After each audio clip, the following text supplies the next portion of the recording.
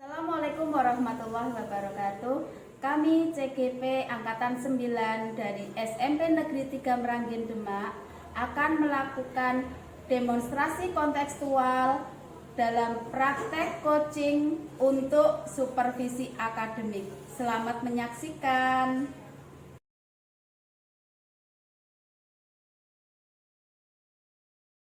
Assalamualaikum warahmatullahi wabarakatuh.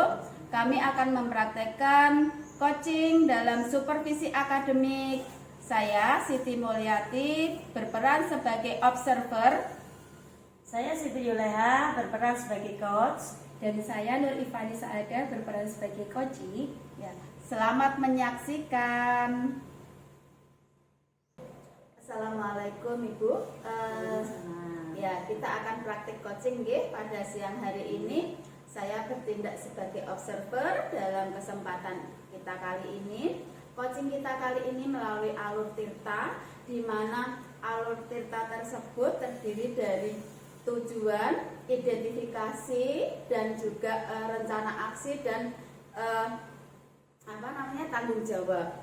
Kemudian ada beberapa pertanyaan yang akan saya ajukan. Yang pertama, kompetensi coaching apa yang akan Ibu laksanakan pada kegiatan coaching kali ini? Baiklah Bu, sebelumnya saya ucapkan terima kasih kepada Ibu sebagai observer kami. Kompetensi yang akan saya laksanakan adalah minimal saya dapat mengetahui secara umum, saya dapat menghadirkan diri secara penuh atau presence, kemudian saya juga dapat mendengarkan aktif dan membuat pertanyaan berbobot. Oh, baiklah.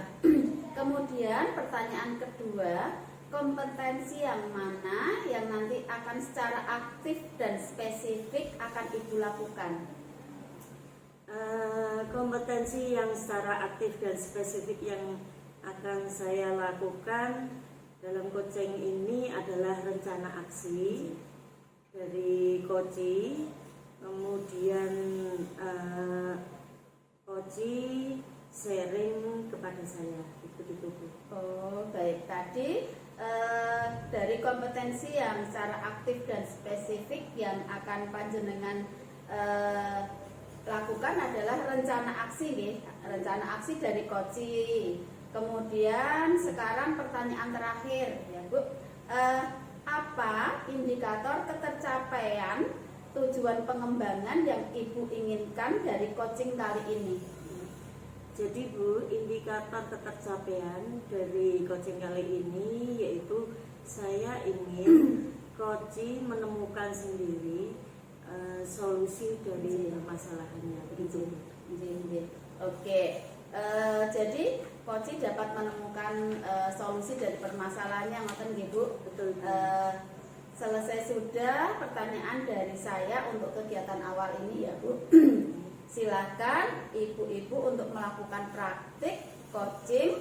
Saya akan amati sesuai dengan alur kita. Gitu ya Bu? Itu. Iya, terima kasih. Assalamualaikum Bu Zulaika. Waalaikumsalam Bu Anis. Bu Zul, ada waktu sebentar nggak Bu? Oh ada Bu. Oh iya Bu, makasih ya Bu. Ini saya mau sharing permasalahan pembelajaran di kelas saya nih Bu. ada waktu nggih Bu? Ada Bu. Oke. Itu Bu, saya mau sharing di kelas 8D itu. Sewaktu saya mengampu mata pelajaran bahasa Inggris, 80% anak-anak itu mengikuti pelajarannya itu masih kurang fokus Bu. Kadang ada yang masih ngobrol sendiri atau bercanda sama teman-temannya, atau malah kadang pas saat saya tinggal sebentar keluar itu udah pada mulai ribut gitu Bu. Jadi Bu Anis ingin menyampaikan atau sharing mengenai masalah pembelajaran di kelas. Iya. Murid-murid Bu Anis 80% yang di kelas itu tidak tuntas, begitu ya Bu ya. Mereka punya motivasi rendah, males-malesan begitu ya Bu, dan banyak mengobrol begitu ya Bu ya. Menurut Bu Anis, apa yang membuat murid-murid itu nilainya rendah dan tidak fokus belajar? Kalau menurut saya, anak-anak itu nilainya rendah dan disebabkan salah satunya tuh kurang fokus Bu. Dia kurang fokus untuk belajarnya, terus motivasi belajarnya juga kurang. Kalau ngobrolnya malah tambah banyak ya Bu ya? Ya itu Bu salah satunya. Padahal saya juga beberapa kali sudah menegur anak-anak, dan untuk menegur anak-anak itu juga memerlukan waktu Bu. Jika saya menegur dan memperhatikan anak-anak yang tadinya ngobrol terus, waktu saya itu bisa habis Bu untuk menegur anak-anak seperti itu. Ya, begitu ya Bu ya. Jadi anak-anak tidak tertarik pada saat pembelajaran, mereka banyak ngobrol sendiri begitu ya Bu ya. Kalau mengajar Bu Anis itu menggunakan media apa Bu? Kalau mengajar untuk kali ini tuh saya menggunakan buku media dari Kemendikbud itu Bu, buku paket. Sama kadang kalau misalkan di buku paket ada yang masih kurang, saya berikan catatan-catatan penting itu di papan tulis, lalu anak-anak menyalinnya di buku catatan seperti itu.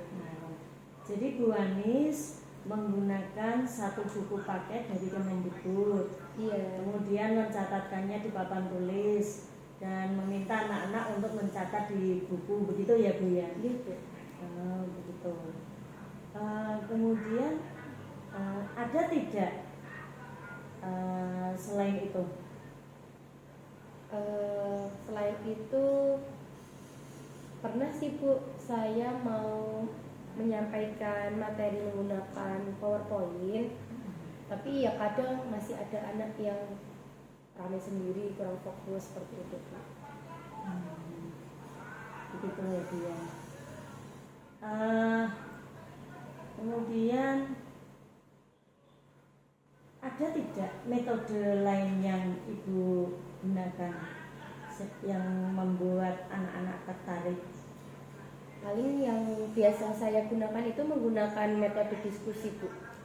Jadi biar anak-anak tadi, saya berpikirnya seperti ini, oh anak-anak biar gak ramai itu seperti apa nih. Nah saya menggunakan metode diskusi biar anak-anak tuh juga bisa mengemukakan pendapatnya sama temennya seperti itu Bu, mengantisipasi hal-hal yang ramai tadi.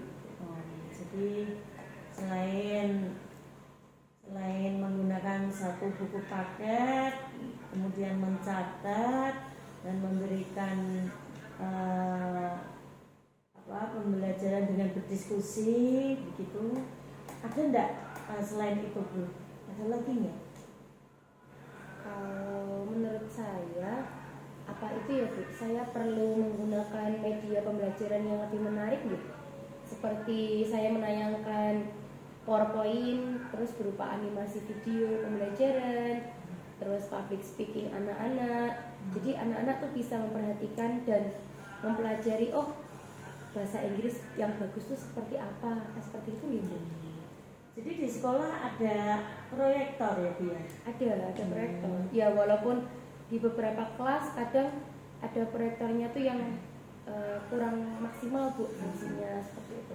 Ya itu perlu dicoba Bu ya. Jadi kalau ada proyektor bisa menggunakan media apa PPT itu ya Bu ya, dengan video seperti itu, sepertinya bisa itu Bu. Apa Ibu sudah punya videonya? Ada sih Bu, cuma belum pernah saya tampilkan gitu. Jadi kemarin hanya PowerPoint saja, terus melihat anak kok semakin kesini kok masih ramai, nilainya kok juga belum bisa meningkat gitu Bu. Makanya saya sharing sama jenengan Bu. Nah, jadi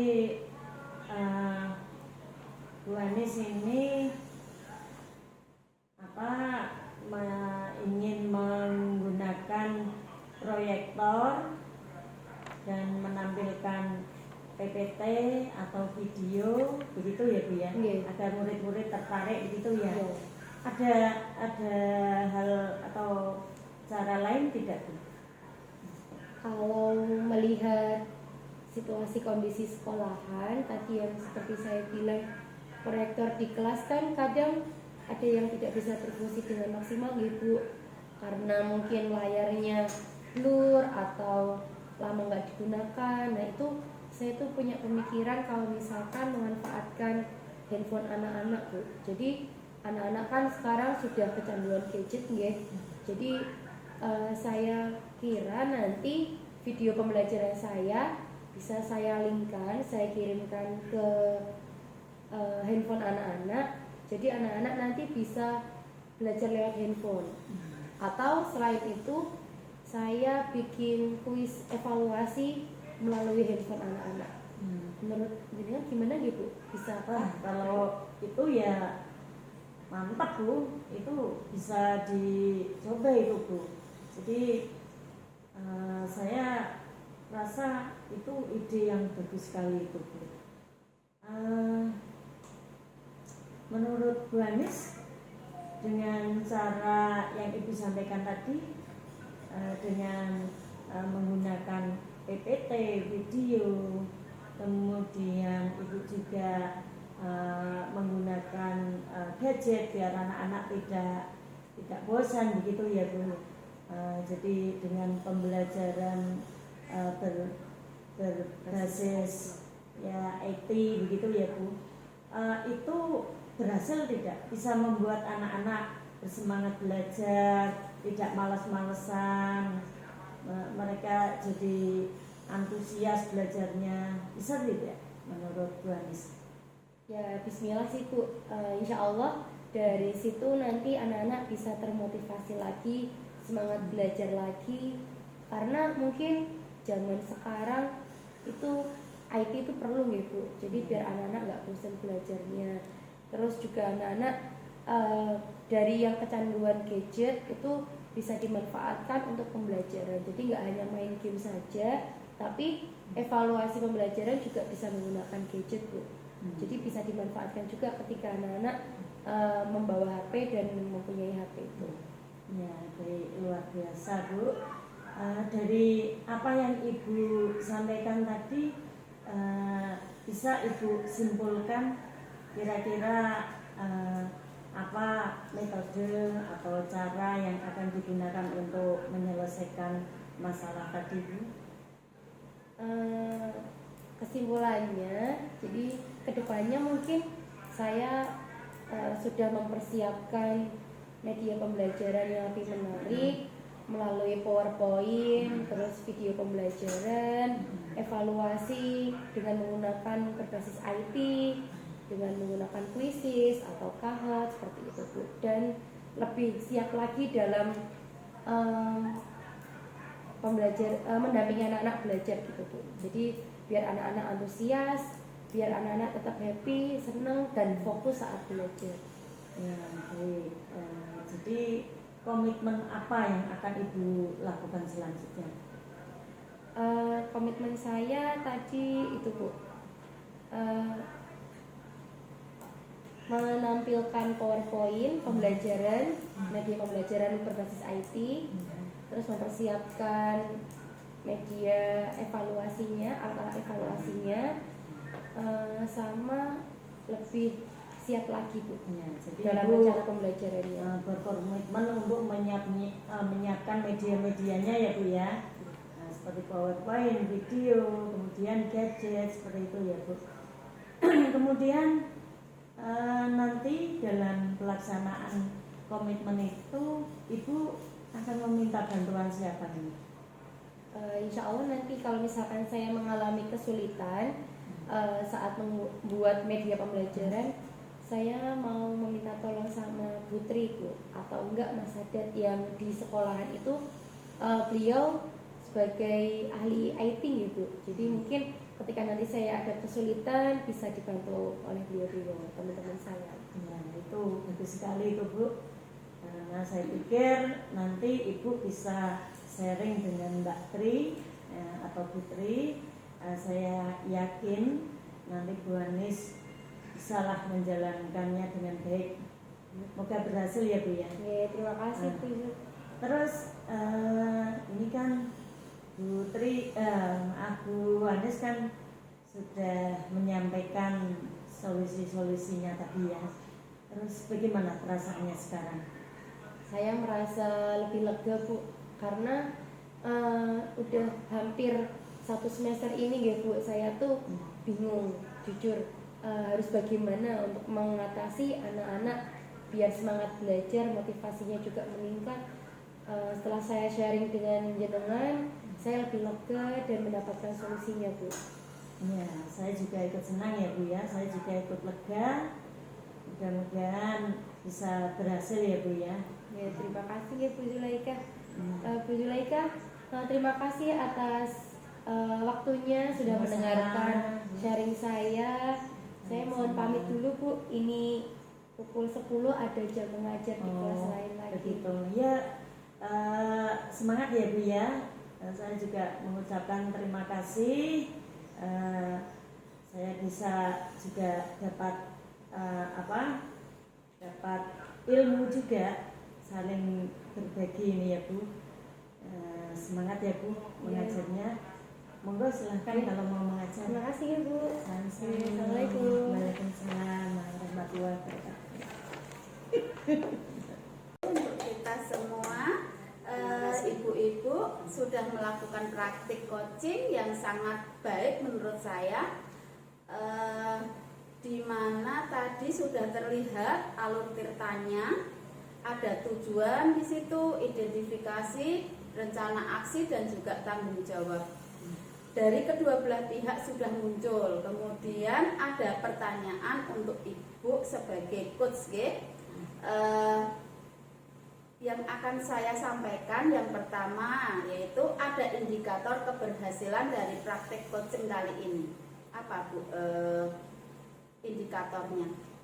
Baik Bu, jadi indikator dari keberhasilannya adalah bagaimana si coach akan melaksanakan rencana aksi yang telah dibuat tadi, serta solusi-solusi dari rencana aksi tadi akan dilaksanakan. Gitu Bu. Oh ya begitu ya, baik sekali. Kemudian yang kedua, di awal kan Ibu sampaikan bahwa sebagai pendengar aktif, nonton itu sudah Ibu laksanakan. Sekarang kompetensi apa yang akan Ibu capai? Dari awal tadi sudah saya sampaikan Bu, bahwa saya ingin hadir penuh atau presence. Tujuannya adalah saya akan bisa menjadi pendengar yang aktif. Selain itu juga memang saya ingin meningkatkan keterampilan saya dalam membuat pertanyaan berbobot, yang pada akhirnya nanti akan mencapai tujuan, yaitu memperoleh solusi dari permasalahan yang tadi. Ya, baik sekali Ibu, menjadi pendengar yang aktif, kemudian menggali pertanyaan-pertanyaan yang berbobot, sehingga coach dapat mencari solusi sendiri dari pertanyaan-pertanyaan dan arahan dari coach ngoten. Terima kasih, saya akhiri ya observasi kali ini dengan ucapan wabillahi taufiq wal hidayah. Wassalamualaikum warahmatullahi wabarakatuh. Waalaikumsalam.